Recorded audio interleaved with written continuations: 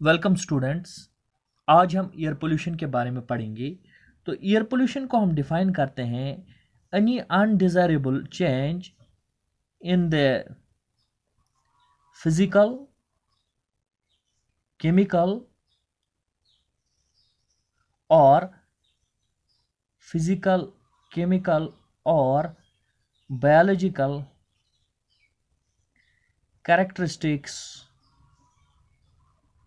Characteristics of air. तो एक simple definition आपको याद रखनी होगी एयर पोल्यूशन के बारे में। So air pollution is any undesirable change in the physical, chemical और biological characteristics of the air. तो अब बुक की हम देख लेते हैं, बुक में क्या लिखा है।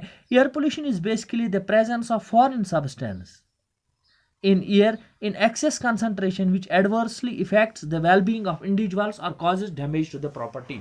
तो इन्होंने इस तरीके से कुछ मेंशन किया है एयर पोल्यूशन को कि कोई फॉरेन पार्टिकल जो नेचुरली गैस एयर में नहीं होता है या नेचुरली चीज़ें जो एयर में नहीं होती है, अगर उनमें से कोई चीज़ पाई गई है एयर में जिसको आप कहते हैं फॉरेन सब्सटेंस कोई पाई गई है और वो भी बहुत एक्सेस कंसंट्रेशन में पाई गई है, जिसकी वजह से इस एयर पे एक एडवर्स इफेक्ट पड़ता है, तो इसको एयर पोल्यूशन डिफाइन किया गया है। तो अगर आपको ये डिफिनीशन याद नहीं रहती है तो ये आप इजीली याद रख सकते हैं। Air pollution is any undesirable change in the physical, chemical और बायोलॉजिकल कैरेक्टरिस्टिक्स ऑफ एयर। चाहे कोई फिजिकल कैरेक्टर, चाहे कोई बायोलॉजिकल कैरेक्टर या कोई केमिकल कैरेक्टर एयर का चेंज हो जाए तो ये एयर पोल्यूशन की इंडिकेशन है। According to WHO, air pollution is defined as substances put into air by activities of mankind in concentration sufficient to cause harmful effects to health, vegetables, property or interfere with the enjoyment of his property। तो यहाँ पे आपको WHO की definition देखने को मिलेगी। WHO किस तरीके से, वर्ल्ड हेल्थ ऑर्गेनाइजेशन किस तरीके से एयर पोल्यूशन को डिफाइन कर रहा है। यहाँ पे लिखा हुआ है substances put into air by activities of Mankind, वो चीज़ें जो हवा में हम डालते हैं इंसानी मुदाखलत की वजह से, in concentration sufficient to cause, उस मकदार में डाली गई जिनकी वजह से हार्मफुल इफेक्ट्स ऑन हेल्थ, जिनकी वजह से मुज़िर असरात पड़ते हैं सेहत पर, vegetables पर, property or interfere with the enjoyment of his property। The undesirable changes caused in the physical, chemical or biological characteristics of the air due to the addition of foreign substance is called air pollution। ये हमने पहले ही discuss किया है। अब air pollution occurs due to presence of undesirable solid or gaseous particles in air in quantities that are harmful to human health and environment। अगर air pollution को देखा जाए तो अनडिजायरेबल, जो अनचाहा सॉलिड या गैस का कोई पार्टिकल हवा में पाया जाए जिससे मुज़िर असरात पड़ते हो इंसानी सेहत पर और इन्वायरमेंट पर, तो ये एयर पोल्यूशन कहलाएगा। Air pollution is the presence of foreign substances in air. Air pollution का मतलब हुआ कि कोई फॉरेन सब्सटेंस हवा में मौजूद है। फॉरेन सब्सटेंस का मतलब है जो हवा का नेचुरल जूस नहीं है, इन एक्सेस कंसंट्रेशन, ज़्यादा कंसंट्रेशन में, which adversely effects the wellbeing of individuals और causes damage to the property. In other words, an undesirable change in the physical, कुछ ऐसे अल्फाज में भी आप इसको बयान कर सकते हैं, an undesirable change in the physical, chemical और biological characteristics or biological aspects of air which makes it harmful for humans or for other living organisms and for cultural assets is called air pollution। तो अगर कोई physical, chemical या biological change air में आती है जिसकी वजह से जो है इसमें एक मुज़िर असर पैदा हो, तो इसको एयर पोल्यूशन कहा जा सकता है। An air pollutant is a substance in the air which can have adverse effects on the humans and the ecosystems। तो कहा जा रहा है कि एयर पोल्यूशन की वजह से एडवर्स इफेक्ट्स पड़ते हैं एनवायरनमेंट पे। एग्जांपल्स ऑफ पोल्यूटेंट्स इंक्लूड, कुछ चीज़ें जो एयर को पोल्यूट करती हैं उनको पोल्यूटेंट्स कहा जाता है। कुछ एयर पोल्यूटेंट्स इस तरीके से हैं: nitrogen oxides, carbon monoxides, hydrocarbons, sulphur oxides, sand or dust particles and organic compounds that evaporate and enter the atmosphere। तो ये कुछ एयर पोल्यूटेंट्स हुए। तो कॉजेज ऑफ एयर पोल्यूशन, अब आते हैं हम कॉजेज, क्या वजूहात है या क्या वजूहात हो सकती हैं एयर पोल्यूशन की, क्या वजूहात हो सकती हैं, उस चीज़ को लेकर हम यहाँ पे डिस्कशन करेंगे। There are various locations, activities और factors which are responsible for air pollution in the atmosphere. These sources can be classified into major sources. तो कुछ sources हैं air pollution के. एक है natural source. The natural activities are events regarding substances which pollute air are known as natural sources such as volcanic eruptions. देखिए volcanic eruptions होती हैं, कभी जलजले आते हैं, वॉल्केनिक इरप्शंस होती हैं, इनसे बहुत ज़्यादा वो लावा निकलता है, तो उसकी वजह से पोल्यूशन हो सकता है, लेकिन ये नेचुरल सोर्स है पोल्यूशन का.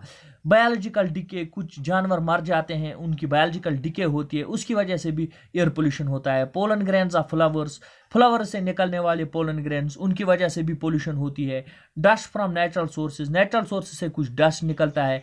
Methane from paddy fields, methane निकलता है फ्रॉम पैडी फील्ड्स, इसकी वजह से भी कभी कभार पोल्यूशन हो सकती है. तो एंड रिमनेंट्स ऑफ स्टमक, और रिमनेंट्स ऑफ स्टमक से भी मीथेन निकलती है, उसकी वजह से भी पोल्यूशन होती है. Radon gas from radioactive decay within the earth's crust, smoke and carbon dioxide from forest fires, forest fire से स्मोक, कार्बन डाइऑक्साइड निकलता है, या रेडॉन गैस जो निकलता है from radioactive decay within earth's crust, इसकी वजह से भी पोल्यूशन का लेवल बढ़ जाता है. तो इसमें आपको याद रखना है. इसके बाद ह्यूमन एक्टिविटीज की वजह से कहाँ कहाँ पे पोल्यूशन हो सकता है, उसको देखिए. यहाँ पे इंडस्ट्रीज की वजह से देखिए, हमने इंडस्ट्रीज लगाई हैं, उससे सस्पेंडेड पार्टिकुलेट मैटर निकलता है, नाइट्रोजन ऑक्साइड्स निकलते हैं, सल्फर ऑक्साइड्स निकलते हैं, तो इससे पोल्यूशन हो जाती है. थर्मल पावर स्टेशंस हमने बनाए हैं. A large number of pollutants such as carbon monoxide, nitrogen oxide, sulfur oxides, particulate matter and ash is emitted by these thermal power stations. तो इंडस्ट्रीज, थर्मल पावर स्टेशंस, इनसे pollution होता है, लेकिन ये human activities की वजह से होता है. ऑटोमोबाइल्स की वजह से भी बहुत ज़्यादा धुआं निकलता है. देखिए एयर पोल्यूशन में क्या है इनका role. The main air pollutants release by automobiles are oxides of carbon and nitrogen compounds and hydrogen. Oxides of carbon निकलते हैं, एंड नाइट्रोजीनियस कंपाउंड्स निकलते हैं, हाइड्रोकार्बन्स निकलते हैं. एग्रीकल्चरल एक्टिविटीज, देखिए एग्रीकल्चरल एक्टिविटीज की वजह से क्या होता है, spraying of insecticides and weedicides also cause air pollution. आप एग्रीकल्चरल एक्टिविटी में इंसेक्टिसाइड स्प्रे करते हैं, वीडिसाइड स्प्रे करते हैं, जिसकी वजह से पोल्यूशन हो जाता है. डिफॉरेस्टेशन की वजह से भी पोल्यूशन हो जाता है. कैसे? It is also a cause of air pollution as forests are sink of pollutants are the sink of forests को क्या कहा जाता है, यहाँ पे याद रखना आपको, sink of pollutants particularly carbon dioxide. देखिए एक्सेस कार्बन डाइऑक्साइड जो भी होती है, इसको फॉरेस्ट्स में सिंक किया जाता है. कैसे? फॉरेस्ट्स में प्लांट ज़्यादा होते हैं, प्लांट्स फिक्स करते हैं कार्बन डाइऑक्साइड को, ये आपको पता होना ही चाहिए. तो इसके बाद when forests get destroyed carbon dioxide gas gets increased. जब forests का बेतहाशा कटाव हो जाता है डिफॉरेस्टेशन की वजह से, उसकी वजह से कार्बन डाइऑक्साइड की मिकदार एटमॉस्फेयर में इंक्रीज हो जाती है, तो इसकी वजह से पोल्यूशन बढ़ जाता है. Wars, various forms of explosive, देखिए आज के वॉर्स होते हैं न्यूक्लियर एक्सप्लोजन्स, उनकी वजह से बहुत रेडियो एक्टिव डिके और रेडियो एक्टिव रेज बहुत ज़्यादा इमिट होती हैं, जिसकी वजह से बहुत बड़ा पोल्यूशन होता है. The effects of nuclear explosions on Hiroshima and Nagasaki are well-known examples. आपको कहने की ज़रूरत नहीं है हिरोशिमा और नागासाकी में क्या हुआ था, और आज भी वहाँ पे पोल्यूशन का लेवल कितना है, और उसकी वजह से कितने मुज़र असरात आज भी वहाँ पे देखे जा रहे हैं. These are a number of other causes of, there are a number of other causes of air pollution like mining, solid waste construction, demolition activities. और भी कुछ demolition activities की वजह से हम पुरानी इमारतें गिरा रहे हैं, उसकी वजह से पोल्यूशन बढ़ जाता है. सॉलिड वेस्ट है, उसकी वजह से पोल्यूशन बढ़ जाता है. माइनिंग की वजह से एयर पोल्यूशन बढ़ जाता है. इसके बाद आता है हमारा नेक्स्ट पॉइंट, जिसमें हम पढ़ेंगे टाइप्स ऑफ पोल्यूशन, लेकिन आज हम यहीं पे रिस्ट्रिक्ट करेंगे. नेक्स्ट वाले लेक्चर में हम टाइप्स ऑफ पोल्यूशन के बारे में पढ़ेंगे. आज जो हमने पढ़ा आप उस पर थोड़ा नज़र फिर एक बार डालें. आज हमने एयर पोल्यूशन की डेफिनेशन पढ़ी. Any undesirable change in the characteristics, physical, chemical और biological characteristics of air is defined as air pollution. और फिर हमने पढ़ा इसके बाद कॉजेज और सोर्सेज ऑफ एयर पोल्यूशन. इसमें आपने पढ़ा नेचुरल सोर्सेज जैसे वॉल्केनिक एरप्शंस और बायोलॉजिकल डिके.